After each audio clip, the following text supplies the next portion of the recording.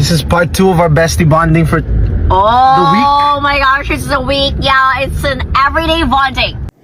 Bestie banding ng magkaibigang Kim Chu at Darren Espanto. Magkasama ang dalawa para sa kanilang skincare routine. Yati. Si Ate Yani. Yani Joyce Bernan.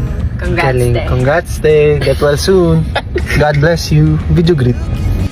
Habang papasok sila ng Belo Clinic, sinabi at pinakita ni na Darren at Kim Chu ang kanilang pimples at ayon pa nito, bestie matching pimples silang dalawa.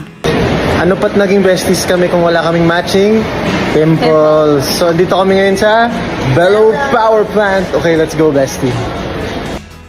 Lalong magkalapit ang dalawang magkaibigan dahil pareho silang It's Showtime host at lagi nagkikita halos araw-araw. Parang guardian ko din, te. Okay naman po siya.